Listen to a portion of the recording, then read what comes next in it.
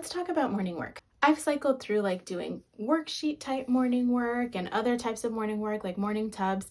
And here's my thing with worksheets. Like they're fine, and most of the time the kids kind of like them. At least in kindergarten, they're like, "Ooh, I get to do big kid work." But my thing with worksheets is number one, there's always kids who are not going to get to them because they like to dawdle. And number two, there's always the kids who are rushing and then they do like, "I'm done." And then there's nothing else for them to do because it was just the one worksheet. So worksheets are not my favorite way to do morning work. I much prefer to do a soft start or morning tubs. The thing I like about morning tubs is that it's kind of like an easy way, like to ease into the day. They can get their things unpacked, eat breakfast if they're going to eat breakfast at school, and then kind of ease into the day. It's a great time for socializing because a lot of times, their day is so structured, they don't just get like time to just talk to other kids and do things that kind of feel more like play with other kids. So I definitely like morning work or a soft start for that reason. Also, I don't have to make copies. If I prep the things once or just give them manipulatives, that's an easiest way. Just give them little math manipulatives and let them play with them. Then I don't have to make copies in the morning. And sometimes it can feel like a bit of a waste. So it's another reason to really like morning work. I also like that you can work on different kinds of skills. Like a lot of times you're working on math or you're working on language arts or you're working on reading or working on letters. But this time is a great time for kids to kind of work on other kinds of skills like building and engineering and spatial reasoning, things like that they don't normally get to work on throughout the day. And the thing about morning work is like it's fun and engaging. The kids like it. It feels more like play. They get to do things with partners or in a little group at their table if you do by tables. And there's no kind of set end time. It's not like they finish their worksheet and then they're done and then they don't have anything else to do.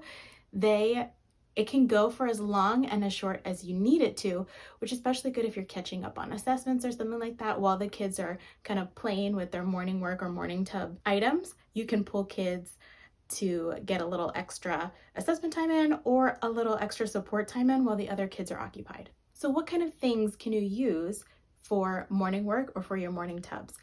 One of the easiest things to do is use the manipulatives that you already have. A lot of times, especially like during math centers, you have things that you're using for math as tools. So you might be using cubes for measuring, but they're not necessarily supposed to be using those cubes to build. So if it's the morning, you could be like, here, have at it. Have fun with these cubes, build something with them.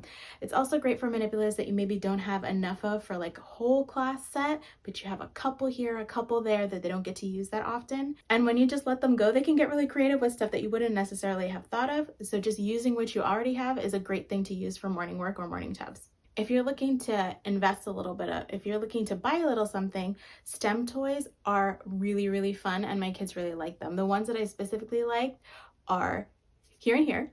And I will link those down below if you're interested in looking into those for yourself. And they're not too overly expensive, especially for a Prime Day or if you get to use, or if you're making a wish list that you're going to spread around. Those would be great things to add to your wish list. The next thing you might want to try adding into your morning tubs are task cards. So I have some examples of task cards that I really like to use that are a little bit different and a little bit fun. My first one are these Pop-It task cards. Now, I don't know if your kids are still obsessed with Pop-Its, but mine were. They absolutely love them, and kind of what they're working on is kind of popping the little circles that are popped on the card. So they're working on one-to-one correspondence sneakily, but also it's just a great little stress reliever to be popping those Pop-Its. So great way to start the morning out and doing something calming and relaxing. Some other task cards you might want to use are something like these Rec and Rec task cards.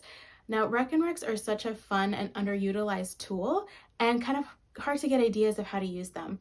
And a lot of times with the stations that I use Rec and Recs for, they might be like really little, the cards, and they really need to see them bigger to start to be able to subitize on a Rec and Rec. So if you're using them in the morning, they just kind of get to pull a card and make the number, play with it a little bit, get more familiar with it so they can start to build that schema of what it looks like to have 10 on a number rack, to have 8 on a number rack, to have a T number on a number rack. That will transfer really well to what you're doing in math with Rec and Recs. Another thing you might want to use is wiki sticks. Now, wiki sticks, again, are sensory, they're fun to use, and if you want to kind of take it up a notch, you can give them number wiki sticks or like number cards to put their wiki sticks on, or letter cards to use their wiki sticks on as a reinforcement, or it can double as a station if you're looking for a quick station to use. The next one is a little bit more math-y, but I also feel like a lot of activities tend to lean more towards language arts than math. So sneaking in a little bit of math in a like low prep fun way is something that you can definitely take advantage of during your morning work time. And this is called roll, count, and cover. So you roll your dice, you see how many were on your dice, and you cover it with a pattern block, and by the end they have a really beautiful design that they've created. I will have a link to all of those activities down below, but if you're wanting to kind of dip your toe in, I have 3 morning work or morning tub activities that you can get absolutely for free. The first one is called Scoop and Graph. So this is a great way to have your kids get a little extra practice with bar graphs. And again, this can double as a math station, or it can start as a math station and then graduate to a morning tub item since they already know how to play. So what they're supposed to do is they're supposed to scoop with some kind of scooper, whatever manipulative you have, and then make kind of a bar graph with it on a paper. You can have it laminated or just put it in a dry erase sleeve, and then they're practicing making bar graphs with it. Another fun one is spin, count, and cover. So you're going to use a spinner, you spin, and then whatever number they get, they have to find the quantity that matches on the mat and cover it and keep going until their entire board is covered. And the last ones are inch tile task cards. Now, there's some things in my classroom that just kind of sit there collecting dust, and inch tiles are definitely one of them. So I've been trying to find ways to incorporate those things that I already have that I'm not really using. Inch tiles is one of those things I don't use often just because they're not as fun. So with these task cards, the kids can either match color for color on the normal size card, or they can get a little mat and then use the minis and then try to recreate the patterns that they are seeing. It's great for spatial reasoning, one-on-one correspondence, again, working on colors, a lot of really fun a lot of little things that you don't necessarily always get to work on, but they can practice in that low pressure setting. Now, what about setting up your morning work? Now, setting up your morning work really depends on what you're comfortable with and what you want your students to do. So the 2 ways that I've experimented with, and they both work absolutely great, is to either have individual like little pencil cases with the manipulative that they're going to use inside of it, and then they can just pull one as they're ready. And so they can have a little bit more choice with it. You can decide if you want them to be able to switch or just pick one thing for the day, and then the next day they can do something else. You can do it that way. Or you can have the entire table or the entire group work with one center or one morning work station, and then the next day they'll get the next one. So they're going to stick with one for the entire time and then get another one the next day and another one the next day. Both of them work well. It really depends on how you want your class to run and what you have in your room. So make sure to grab your free stations to get you started in the link below. Let me know how they worked for you, and I will see you next time.